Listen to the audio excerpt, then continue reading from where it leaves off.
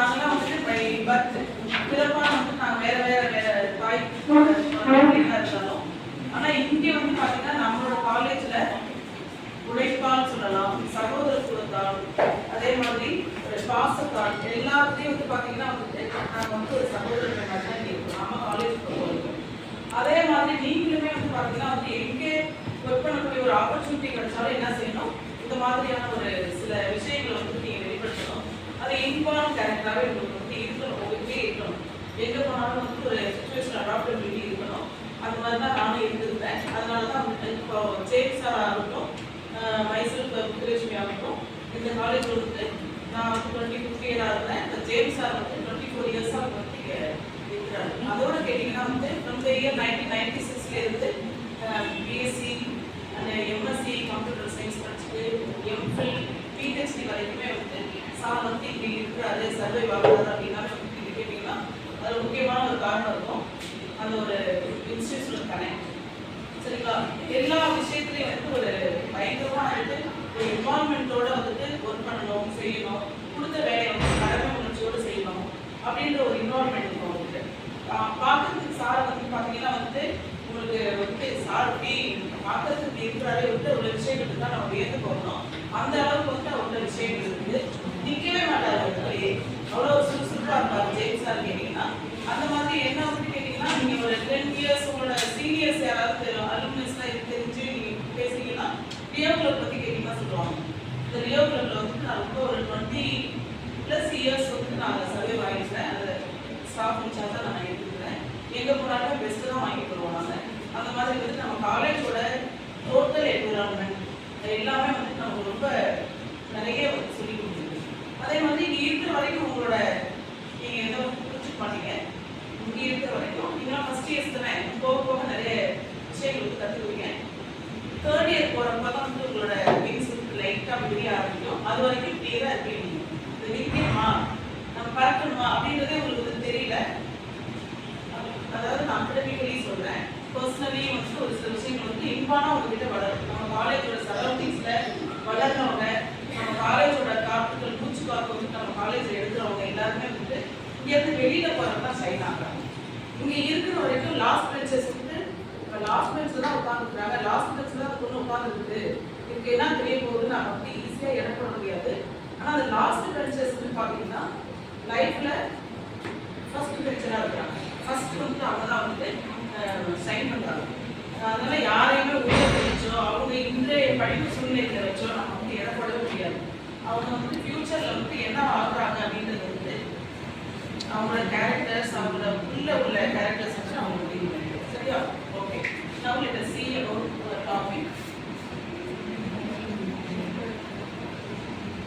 Our topic is effective sales and marketing strategies for entrepreneurs. இப்போ வந்து entrepreneurs அப்படின்ற ஒரு டாபிக் வந்து as a BSc BCA student உங்களுக்கு ஏன் அதை கொடுத்துருக்காங்க அப்படின்னு பார்த்தீங்கன்னா இதுலேயும் ஒரு கனெக்ட் இருக்குது நமக்கு. பிகாம்க்கும் காமர்ஸுக்கும் BCA ஸ்டூடெண்ட்ஸுக்கும் இப்போ இது இப்போ போயிட்டு இருக்க இப்போ ட்ரெண்டை வந்து பார்த்தீங்கன்னா இப்போ உள்ள சுச்சுவேஷன்ஸ் எல்லாமே வந்து பார்த்தீங்கன்னா வந்து நெட்வொர்க் மையமாக வச்சு தான் இருக்குது. சரியா? அதனால வந்து நம்ம என்ன செய்யறோம், நம்மளை வந்து every time every year every part நம்ம வந்து நம்ம அப்டேட் பண்ணிக்கிட்டே வரணும்.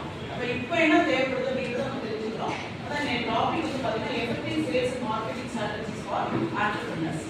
Before that we have to we should know about the sales, we should know about the marketing strategies and also entrepreneurs. An overview of this workshop. This workshop will cover essential sales and marketing strategies tailored for entrepreneurs and startups. It provides practical exposures and steps to achieve business growth and also explore through smart goals. நம்ம எல்லாத்துக்கும் ஒரு கோல் ஒன்று இருக்கும். சரியா? இப்போ எனக்கு வந்து ஒரு கோல் ஒன்று இருந்துச்சு. எப்போன்னு பார்த்தீங்கன்னா நான் வந்துட்டு +2 படிக்கிறப்போ நான் என்ன நினச்சேன் அப்படின்னு பார்த்தீங்கன்னா வந்து என்னோட கோல் என்னவா இருந்துச்சுன்னா நான் ஒரு பேங்க்கில் ஒரு ஆஃபீஸர் ஆகணும். I have to become an officer. Any bank, எந்த பேங்காக இருந்தாலும் சரி அந்த அளவுக்கு தான் என்னோட நாலேஜ் வந்து அவங்க வளர்ந்துருந்துச்சு. அதுக்கப்புறம் என்னை வந்து எனக்கு ஆடிட்டர் ஆகணும், இப்படி ஆகணும், அப்படி ஆகணும் மோட்டிவேட் பண்ணுறதுக்கு வந்து சொல்லித்தர ஆள் இல்லை. ஏன்னா எங்கள் ஃபேமிலியில் வந்து 2 பேர் பிகாம் முடிச்சிருக்காங்க. அதனால் பிகாம் முடிச்சுட்டு பேங்க் அப்படின்னா எனி கவர்மெண்ட் ஆஃபீஸஸ் அதில் ஒர்க் பண்ணணுன்ற ஆசை இருந்துச்சு. ஆனால் அந்த ஆசைக்கு வந்துட்டு அதுக்கு வந்துட்டு நான் வந்துட்டு தண்ணி ஊற்றணும் இல்லையா. இப்போ ஆண்டர்பிரனர் அப்படின்னா யாரு? புரிஸ் entrepreneur innovator, one who innovate the business, creator. இப்போ நாம வந்து என்ன செய்யணும்னு பார்த்தீங்கன்னா ஒரு பிஸ்னஸை வந்துட்டு செய்யணும் அப்படின்ற ஒரு ஆசை நமக்குள்ள இருக்கும். அதை எப்படி செய்யணும் அப்படின்னு யோசிக்கணும் பாருங்களேன். அவங்க ஆண்டர்பிரனர் அவங்க மைண்ட்ல யோசிச்சுட்டே இருப்பாங்க. இப்போ அதுக்கு வந்துட்டு என்ன வேணும் அப்படின்னு கேட்டீங்கன்னா ஸ்மார்ட் கோல்ஸ். சரிங்களா? அடுத்து it develops an effective marketing strategies. இதை நம்ம ஆரம்பிக்கணும், ஸ்மார்ட் கோல்ஸ் வேணும் அப்படின்னா நம்ம என்னெல்லாம் தெரிஞ்சுக்கணும் அப்படின்னு பார்த்தா we have to know about the marketing mix. Then situational analysis. We have to adapt the situations. இந்த சூழ்நிலைக்கு நம்மளை எப்படி பழகணும், நாம் எப்படி கொண்டு வரணும், நம்ம என்னவா இருந்தாலும் சரி, ஸ்டூடெண்ட்டாக இருந்தாலும் சரி, இல்லை நம்ம வீட்டுக்கு வந்துட்டு அப்பா அம்மாவோட குழந்தையா இருந்தாலும் சரி, நம்ம ஃபியூச்சரில் வந்துட்டு ஒரு கணவனுக்கு வந்துட்டு மனைவி ஆனாலும் சரி, ஒரு மனைவிக்கு வந்து கணவன் ஆனாலும் சரி, அங்கே முக்கியமாக என்ன தேவை அப்படின்னு பார்த்தீங்கன்னா சுச்சுவேஷனல் அடாப்டேஷன். இது எங்கே எல்லா இடத்துலையும் பொருத்தம், ஒரு ஆண்டர்பிரனருக்கும் பொருந்தும். எப்படின்னு கேட்டீங்கன்னா இந்த சுச்சுவேஷனில் நான் எப்படி இருக்கணும், எனக்கு தொடர்ந்து லாபமாக வந்து நான் எப்படி லாபத்தை அனுபவிக்கணும், அதை எப்படி நான் கொண்டு போகணும், இன்னும் என் பிஸ்னஸ் ஃபியூச்சரில் எப்படி கொண்டு எந்த நிலைக்கு நான் கொண்டு போகணும் அப்படின்ற ஒரு மேக்ரோ வியூவில் நான் பார்க்கணும். இப்போ நான் எப்படி இருக்கிறேன்றதையும் நான் வந்துட்டு அனுசரிச்சுக்கணும். அதே மாதிரி பர்சனலாகவும் வந்துட்டு நான் இப்போ எப்படி இருக்கிறேன். நான் மெடிக்கல் லைஃப் பார்த்துருக்கீங்களா, டாக்டர்ஸ் நம்ம காமிக்கிறப்ப அங்கே வந்து நிறைய பேர் வந்துட்டு பெரிய பேக் வச்சுட்டு நல்லா ஸ்மார்ட்டாக உட்காந்துருப்பாங்க. அழகாக ட்ரெஸ் நீட்டாக பண்ணிட்டு எல்லாம் பற்றி உட்காந்துருப்பாங்க. அவங்க வந்து மெடிக்கல் அவங்களோட வேலை என்னன்னு கேட்டீங்கன்னா they are not sellers, they promote their tablet. அவங்க அதுதான் மார்க்கெட் அப்படின்னு. மார்க்கெட் அப்படின்னா என்னன்னு கேட்டீங்கன்னா promote the sale of your product or services to the target audience. ஒரு பொருளை வந்து விற்கிறதுக்கு வந்துட்டு நாம அந்த பொருளை வந்து என்ன செய்யறோம், நல்லா ஒரு பாசிட்டிவா எடுத்து சொல்றோம். அந்த பொருள் விற்கணும், மார்க்கெட்ல விற்கணும் அப்படின்னு சொல்லி, சரியா? அப்ப நம்ம விற்கணும் அப்படின்னு சொல்லிட்டு எடுத்து சொல்றப்போ அந்த பொருளை பற்றி எல்லாமே தெரிஞ்சு வச்சுக்கணும். நம்ம இப்போ ஒரு பொருளை நம்ம வந்து ப்ரொமோட் பண்றோம் அப்படின்னா நம்ம என்ன செய்யறோம், இப்போ இந்த மொபைல் ஃபோன் நான் எடுத்துக்கிறேன், இந்த மொபைல் ஃபோனை நான் விற்கணும் அப்படின்னா நான் வந்து என்ன செய்யணும், ஃபர்ஸ்ட் நான் இந்த மொபைல் ஃபோன் பற்றி முழுமையா தெரிஞ்சு வச்சுக்கணும். அப்பதான் நான் என்ன செய்ய முடியும், இதை பற்றி என்னால் மார்க்கெட்ல வந்து பேச முடியும், இதை விற்க முடியும், சரியா? அப்ப நம்ம என்ன செய்யறோம், ஒரு பொருளை நம்ம பிசினஸ் பண்ண போறோம் அப்படின்னா வந்து நம்ம என்ன பொருளை பிசினஸ் பண்ண போறோம், அந்த பொருளை பற்றி, அந்த சர்வீஸை பற்றி, அது பொருளா வேணாலும் இருக்கலாம், அது வந்து சர்வீஸா வேணாலும் இருக்கலாம், என்ன வேணாலும் இருக்கலாம், ரிப்பேரிங் சர்வீஸா இருக்கலாம், கிளிக் சர்வீஸ். நாம வந்துட்டு ஒரு பொருளை ஒரு பிசினஸ் எப்படி ஆரம்பிக்கணும் அப்படின்னு சொல்றவங்களாக தான் இருக்கலாம். ஆனா வந்துட்டு அதை பத்தி முழுமையா நாம தெரிஞ்சுக்கணும், சரியா? அப்பதான் நம்ம என்ன செய்ய முடியும், அந்த பொருளை வந்து விற்கிறதுக்கான சொற்கள்லாம் நமக்கு தெரியும். அதுதான் வந்து மார்க்கெட் அப்படின்னு. Next sale. இப்போ நிறைய மேடம் வந்து சேல் போயிட்டாங்க அப்படின்னு பார்க்கலாம். நீங்க சேல் அப்படின்றது வந்து என்ன கேட்டீங்கன்னா இதுதான் வந்து நேரடியா direct contact with consumers, customers. இவங்க வந்து கஸ்டமர்ஸ் ஓரியன்டா இருக்காங்க. ஆனால் மார்க்கெட்டர்ஸ் வந்து எப்படி இருக்காங்க அப்படின்னா ப்ராடக்ட் ஓரியன்டா இருக்காங்க. அது வந்துட்டு எக்ஸ்சேஞ்ச் ஆக்டிவிட்டிஸ் தான். ஆனால் இது வந்து எப்படி மாறுது அப்படின்னு பார்த்தீங்கன்னா ஒரு பொருளை ப்ரமோட் பண்ணுறதுல அவங்க குறியா இருப்பாங்க மார்க்கெட்டர்ஸ். செல்லர்ஸ் வந்து பொருளை விற்கிறதுல குறியா இருப்பாங்க, சரியா? இப்போ நிறைய பேர் வந்து ஓன் பிஸ்னஸ் பண்றாங்க. யாராவது பிஸ்னஸ் பண்றவங்க ஃபேமிலியில இருந்து வந்துருக்கீங்க, கை தட்டுங்க பார்ப்போம். எங்க அப்பா பிஸ்னஸ் பண்றாங்க.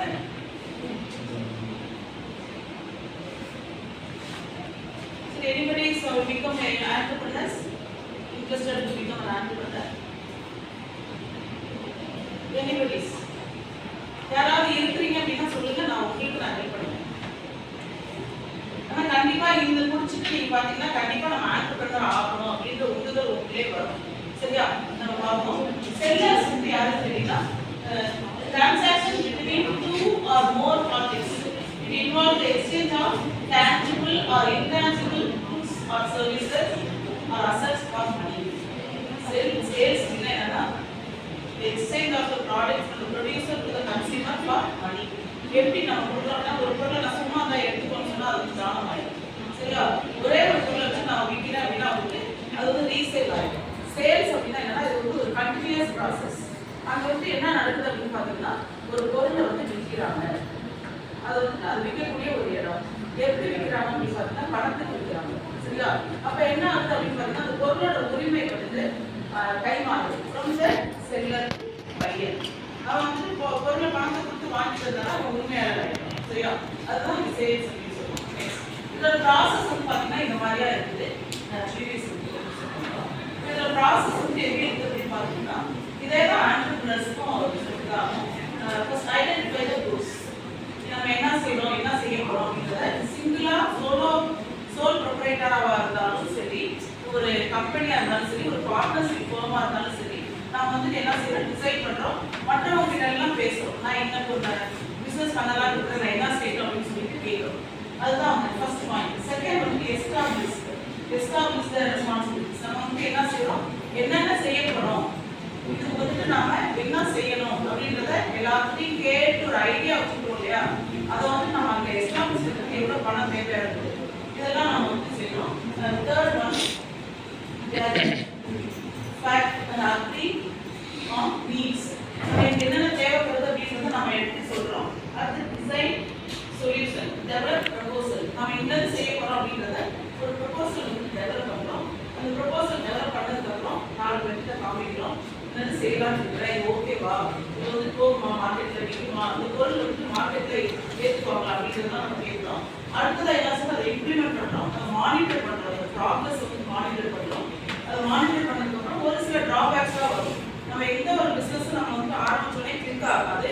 சில டிராபேக்ஸ் இருக்கும், நிறைய அப்ஸ் அண்ட் டவுன்ஸ் இருக்கும். அதுல இருந்து வந்து நாம என்ன செய்யணும், இதெல்லாம் எப்படி எப்படி மீண்டு வரணும் அதெல்லாம் வரும். அடிபட்டு நல்லா குத்து நம்ம நிம்மதி சொல்லணும். அவங்க தான் ஆண்டர்பிரினர். எவ்வளோ அடி வாங்கினாலும் என்ன செய்வாங்க, இவன் எவ்வளோ அடிச்சாலும் தாக்குமான்னு சொல்லுவாங்கல்ல, அது ஆண்டர்பிரினர்ஸ் தான் பொருந்தும். எந்த ஒரு பிசினஸ் எடுத்தோடனே வந்துட்டு கிளிக் ஆகாது. சரியா? உங்களுக்கு எல்லாத்துக்கும் வந்துட்டு ஒரு நபர் பற்றி தெரியும், டெஸ்லா, எலன் மாஸ்க். அதாவது உருவத்தால் எல்லாத்துலேயும் வந்து பார்த்தீங்கன்னா வந்து அவர் வந்துட்டு எல்லாரும் நம்ம குறை சொன்னாலும் அவர்கிட்ட வந்துட்டு ஒரு திறமை இருந்துருக்கு.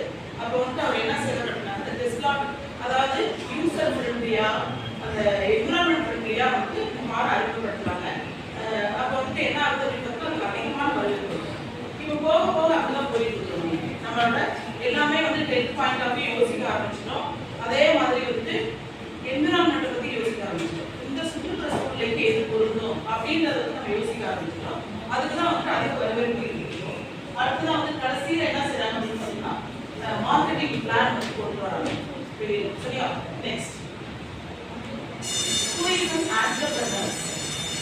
Entrepreneur அப்படின்னா வந்து யாருன்னு பார்த்தீங்கன்னா நான் சொன்னேன் innovator. Yes, innovator. Innovator. Next.